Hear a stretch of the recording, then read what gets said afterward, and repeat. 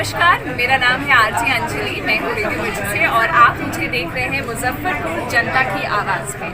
धन्यवाद। शो के प्रायोजक है मां भवानी डेकोर प्राइवेट लिमिटेड, मतलब a complete floor solution, new 0 mile Dadar road Muzaffarpur. शरीयत सिर्फ एक काम की इजाजत मांगने की का हुक्म देती है, वो भी औरत को, कि वो नफली रोजा नहीं रख सकती है अपने शौहर की इजाजत के बगैर।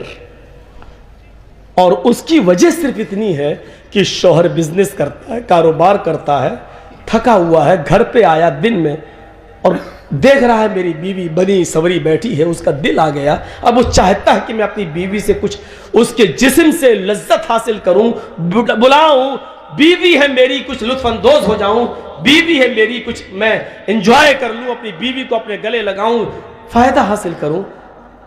और वो चाहता है कि मैं अपनी थकावट उतारूं, और वो आके कह रही है मैं तो रोजे से हूं, तो कितना गुस्सा आएगा उसको। कम बखत, मैं तो तेरे लिए आया, तू रोजे से।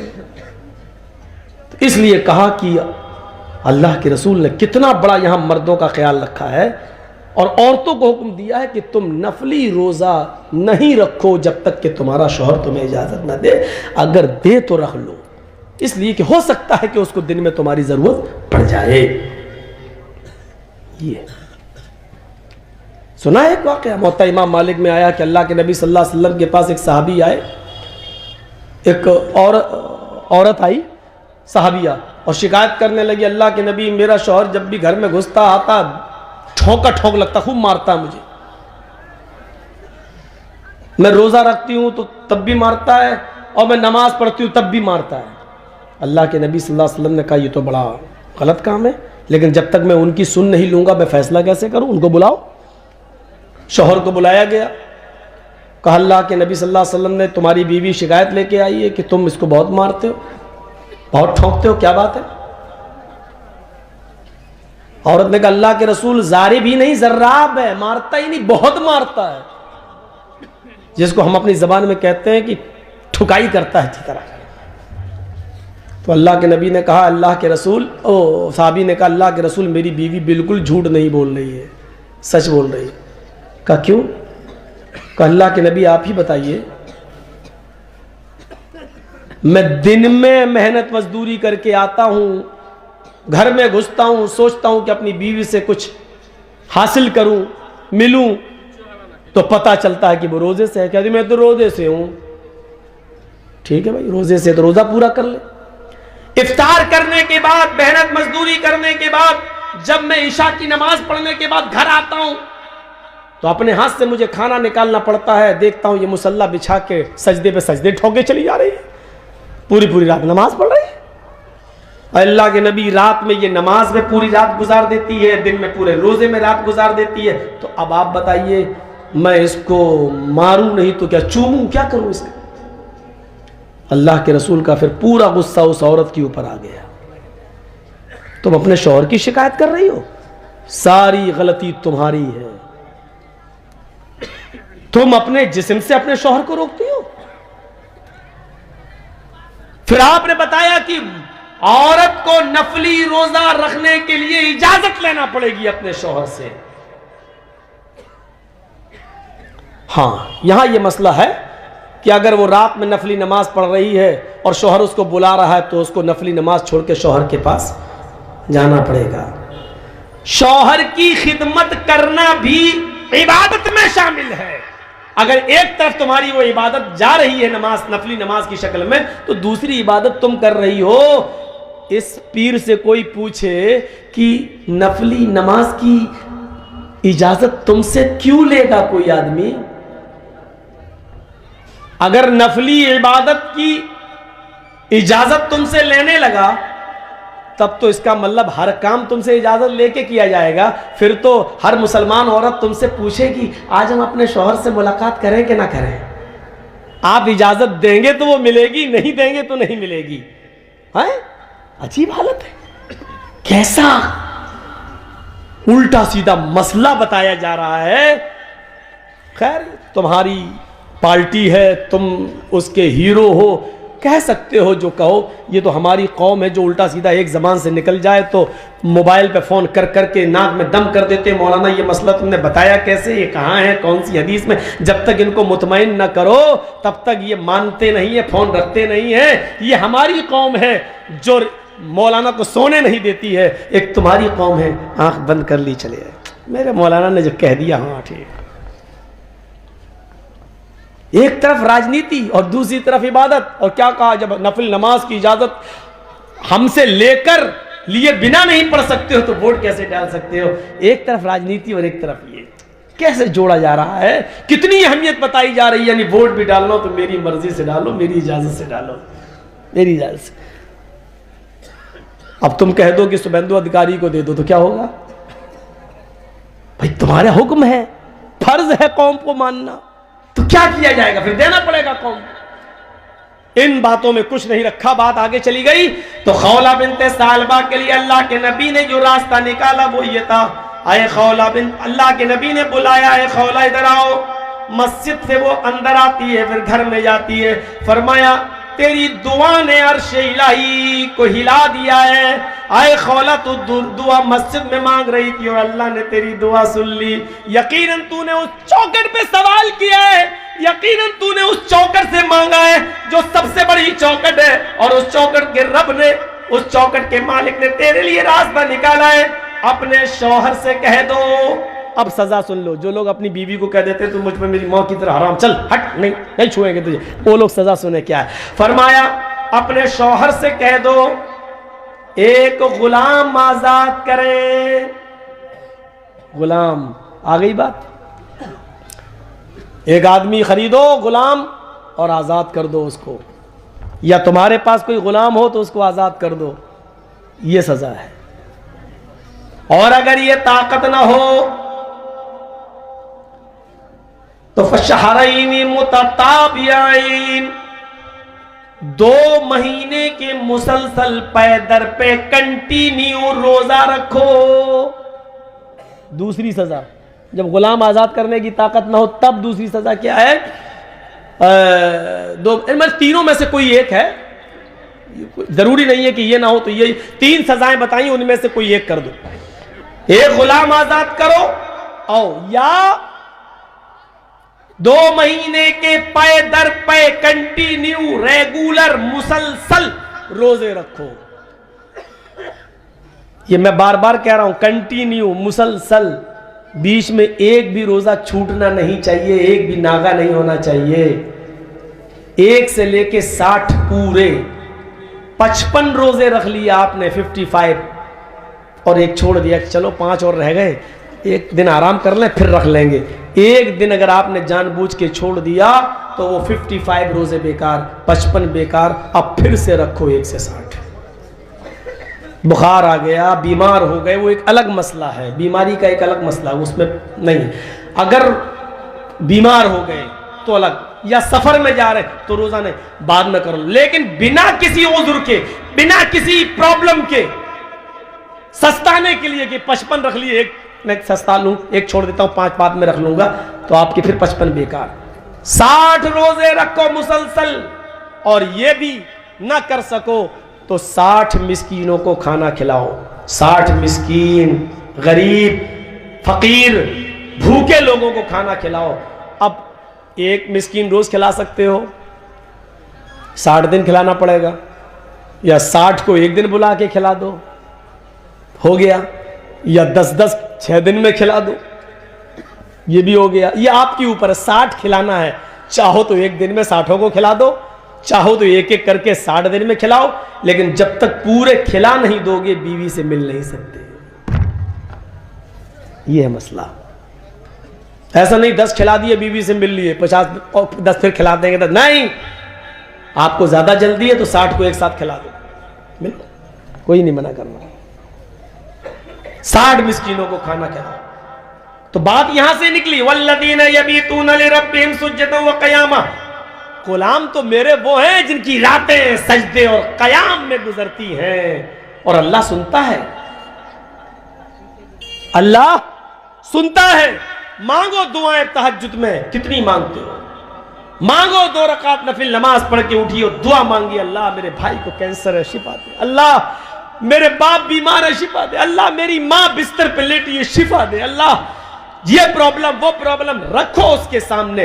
दुआ मांगने का सही तरीका यह है, मस्जिद के मजबूर और बेबस इमाम पर अपनी धौंस मत चलाओ, अपनी हुकूमत मत चलाओ। असल में हम उलमा ने भी अपनी वक़्त और कदर कीमत कम कर ली है। आज हम मस्जिद के जाहिल मुतवल्ली की सुन लेते हैं। मौलाना साहब क्या बात है, ये मस्जिद में पानी क्यों नहीं आ रहा, आपने भरा क्यों नहीं टंकी? हाय हाय हाय हाय, मौलवियों को ये दिन देखना पड़ रहा है।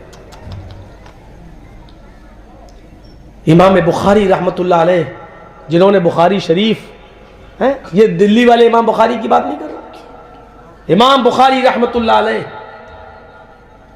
अपने वक्त के इमाम, और जिस मुल्क में ये रहते हैं उस मुल्क का बादशाह इनसे कह रहा है, इमाम साहब मेरे बच्चे को भी कुछ पढ़ा दिया करो, इतने बच्चों को पढ़ा रहे हो कुरान और हदीस, मेरे बच्चों को भी तालीम दे दिया करो। उन्होंने कहा ठीक है, आपके बच्चे को मैं तालीम दे दूंगा, कोई दिक्कत नहीं। 1 हफ्ते के बाद इमाम बुखारी रहमतुल्लाह अलैह से बादशाह मिला, कहा इमाम साहब क्या बात है, किसी मस्जिद में मुलाकात हो गई, क्या बात है आप हमारे घर आए नहीं, मैं 10 दिन से या हफ्ते भर से इंतजार कर रहा हूं आपका, क्या आप हमारे घर आएंगे, हमारे बच्चे को पढ़ाएंगे, आपसे 5-6 दिन 10 दिन पहले मुलाकात हुई थी, आपने कहा था पढ़ा देंगे, आप आए नहीं मेरे घर। इमाम बुखारी का जवाब बादशाह को क्या था, नहीं आपका बच्चा हमारे घर आया ही नहीं है, आपका बच्चा हमारे घर आता तो जरूर मैं पढ़ाता।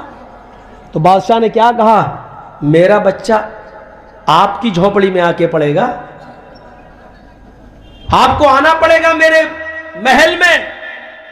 इमाम बुखारी रहमतुल्लाह अलैह फरमाते बादशाह सलामत से, सॉरी ये नहीं होगा मुझसे, आपके बच्चे को मेरे घर आना पड़ेगा, और हां मेरी झोपड़ी में आना पड़ेगा, और इससे भी 2 कदम आगे बढ़कर सुन लीजिए बादशाह सलामत साहब, आपके बच्चे को मेरी झोपड़ी में आके उसी चटाई पर बैठना पड़ेगा जिस चटाई पर हमारे मोहल्ले के और गरीबों के बच्चे बैठकर पढ़ते हैं।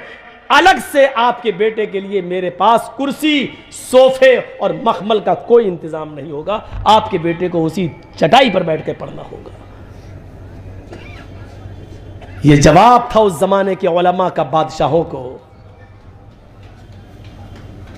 नहीं आदत थी किसी की सुनने की, कुरान और हदीस का इल्म मेरे पास सुनाएगा तू, किताब और सुन्नत का इल्म मेरे पास, और गुलामी करूंगा मैं तुम्हारी।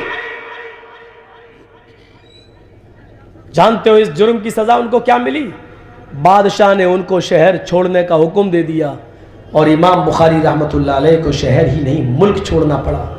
वो अपने बीवी बच्चों को लेकर शहर बस्ती मुल्क से निकल गए, दूसरी बस्ती में चले गए, लेकिन उन्होंने हिजरत कर जाना गवारा कर लिया, मुल्क छोड़ देना गवारा कर लिया, बादशाह की गुलामी करना गवारा नहीं। उलमा अपने वकार को समझें, उलमा अपने मकाम को समझें, और आप लोग भी समझिए, उलमा के मकाम को समझने की कोशिश कीजिए, उनकी इज्जत करना चाहिए।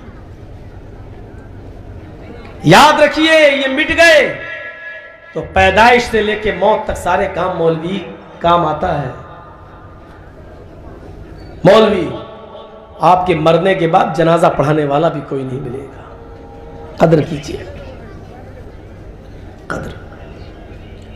वल्लदीना यबीतूना लिरब्बिहिम सुज्जदन व क़ियामा वल्लदीना यक़ूलूना रब्बना अस्रिफ अन्ना अज़ाब जहन्नम इन्ना अज़ाबहा काना गरामा।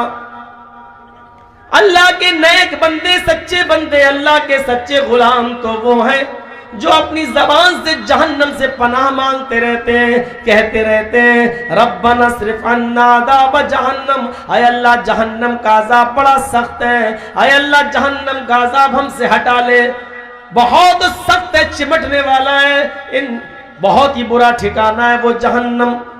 जो ये कहते रहते हैं, ये सच्चे बंदों की पहचान बताई। क्या ये दुनिया इसलिए बनाई गई है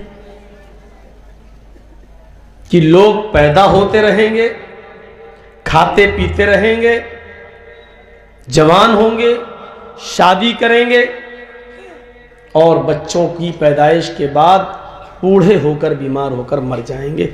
क्या सिर्फ यही मकसद है इस दुनिया का?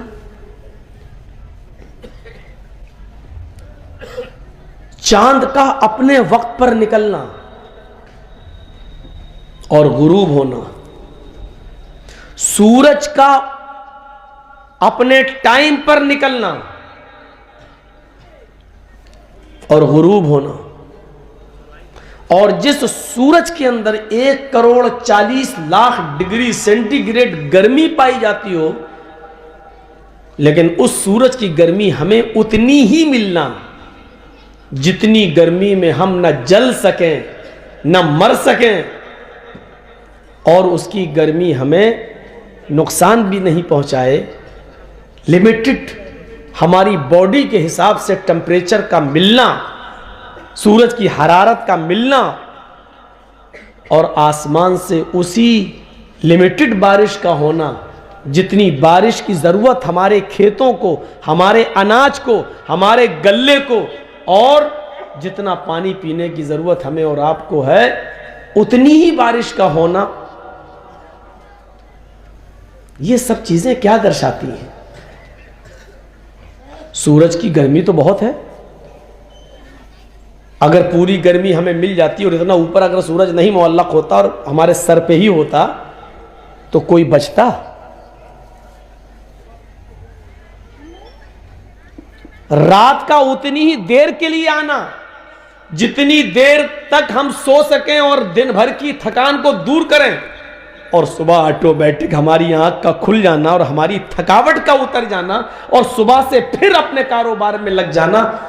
ये सब चीज क्या बताती है?